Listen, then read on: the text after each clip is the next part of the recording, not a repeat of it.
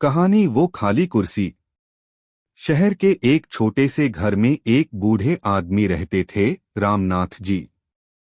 सफेद बाल, कांपते हाथ और आंखों में हमेशा किसी का इंतजार। उनके घर के आंगन में एक पुरानी लकड़ी की कुर्सी थी। वो हर सुबह उसी कुर्सी पर बैठते और गेट की तरफ देखते रहते। गांव वाले पूछते, किसका इंतजार करते हो बाबा? वो हल्की मुस्कान के साथ कहते, मेरा बेटा आएगा, बस आने ही वाला है। बीता हुआ समय। रामनाथ जी का बेटा अमित बहुत होशियार था। पढ़ाई के लिए शहर गया, फिर नौकरी, फिर शादी, और धीरे धीरे फोन कम हुए, बातें कम हुईं और मुलाकातें लगभग बंद हो गईं। लेकिन रामनाथ जी का विश्वास कभी कम नहीं हुआ। एक दिनचर्या जो कभी नहीं बदली। हर सुबह 7 बजे वो चाय बनाते, 2 कप रखते, एक अपने लिए और एक अमित के लिए।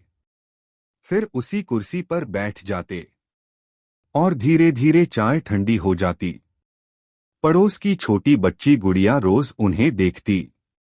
एक दिन उसने पूछा, दादाजी ये दूसरी चाय कौन पीता है? रामनाथ जी ने मुस्कुराकर कहा, जब मेरा बेटा आएगा वो पिएगा। एक सच्चाई जो चुभती है। गुड़िया ने एक दिन अपने माँ पापा से पूछा, अमित अंकल क्यों नहीं आते?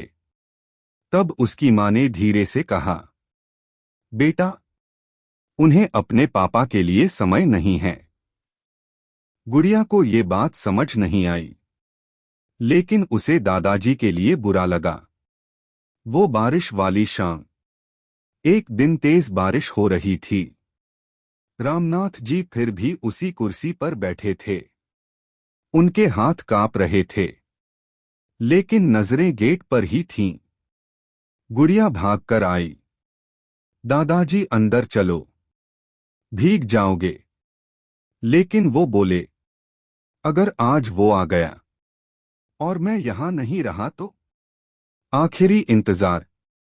उस रात गुड़िया ने खिड़की से देखा, कुर्सी पर कोई नहीं था। वो दौड़कर बाहर गई। रामनाथ जी जमीन पर गिरे हुए थे। खामोशी। अगले दिन घर के बाहर भीड़ थी। गेट खुला था, लेकिन अब कोई इंतजार नहीं था। वो कुर्सी खाली थी। एक देर से आया फोन। कुछ दिन बाद अमित का फोन आया, पापा कैसे हैं? मैं अगले महीने आने वाला हूं। पड़ोसी की आवाज भारी हो गई, अब आने की जरूरत नहीं है। जिसके लिए आना था वो इंतजार करते करते चला गया। फोन के उस पार सन्नाटा छा गया। वो कुर्सी आज भी वही है। आज भी वो कुर्सी आंगन में रखी है, लेकिन अब कोई वहां बैठकर इंतजार नहीं करता। गुड़िया कभी कभी वहां बैठती है और धीरे से कहती है, दादाजी, आपका बेटा आया था, लेकिन बहुत देर से। सीख, डीप मैसेज। बुढ़ापा कोई बीमारी नहीं है। ये वो समय है जब इंसान को सबसे ज्यादा अपने अपनों की जरूरत होती है। लेकिन दुख की बात यह है, हम अपने सबसे कीमती रिश्तों को बाद में के लिए छोड़ देते हैं।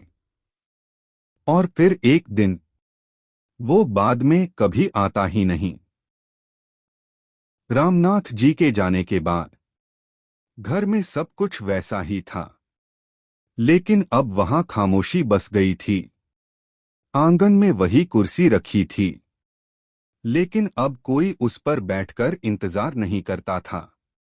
एक टूटा हुआ इंसान, अमित, जिसे अपने काम से फुर्सत नहीं थी।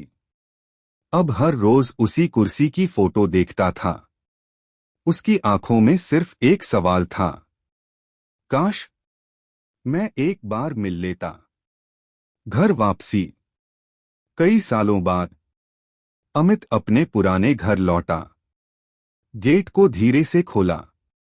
चिर्रर।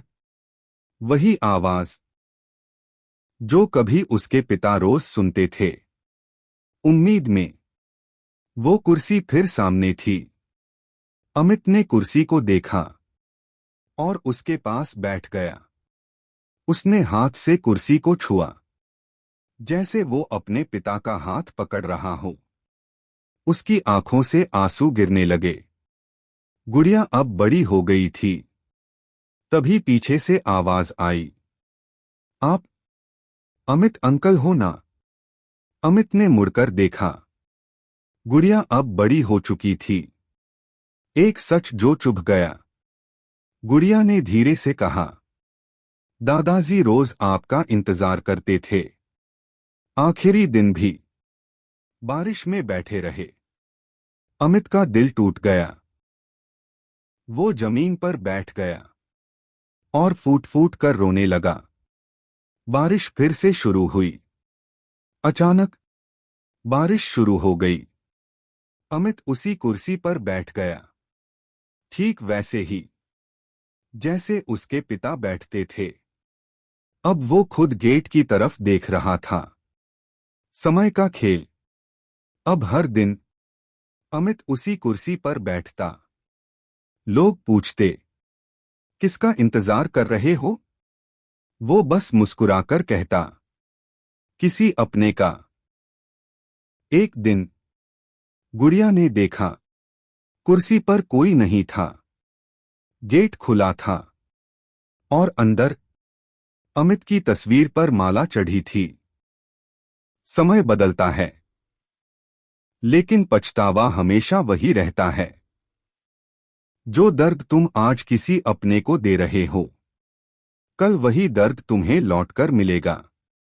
रिश्तों को बाद में मत रखो, क्योंकि जिंदगी कभी इंतजार नहीं करती। अमित के जाने के बाद वो घर फिर से खाली हो गया। लेकिन इस बार उस खामोशी में एक अधूरी कहानी छुपी थी। गुड़िया का फैसला। अब गुड़िया बड़ी हो चुकी थी, लेकिन उसने वो सब देखा था। एक बाप का इंतजार और एक बेटे का पछतावा। उसने मन ही मन तय किया, मैं इस कहानी को यहीं खत्म नहीं होने दूंगी। कुर्सी का मतलब बदल गया। एक दिन गुड़िया ने उस पुरानी कुर्सी को साफ किया और उसे आंगन के बीच में रख दिया। अब वो कुर्सी सिर्फ इंतजार की नहीं, याद और सीख की निशानी बन गई थी। नए मेहमान। धीरे धीरे गुड़िया ने गांव के अकेले बुजुर्गों को अपने घर बुलाना शुरू किया। कोई अपने बच्चों से दूर था, तो कोई बिल्कुल अकेला। वो सब आकर उसी आंगन में बैठते। और पहली बार वो कुर्सी अकेली नहीं थी। 2 कप चाय फिर से। हर सुबह गुड़िया 2 नहीं, बल्कि कई कप चाय बनाती। सबके साथ बैठकर बातें करती। हंसी की आवाज फिर से उस घर में गूंजने लगी। एक नया परिवार। अब वो घर फिर से घर जैसा लगने लगा। कोई दादाजी कहता, कोई बेटी बुलाता। रिश्ते खून से नहीं, अपनापन से बनने लगे। अमित की याद। गुड़िया ने आंगन में एक छोटी सी फोटो लगाई, रामनाथ जी और अमित की। नीचे लिखा था, समय रहते अपने अपनों को अपना लो। कुर्सी अब खाली नहीं रहती। अब वो कुर्सी कभी खाली नहीं रहती। हर दिन कोई ना कोई उस पर बैठता है। लेकिन अब वहां इंतजार नहीं, साथ होता है।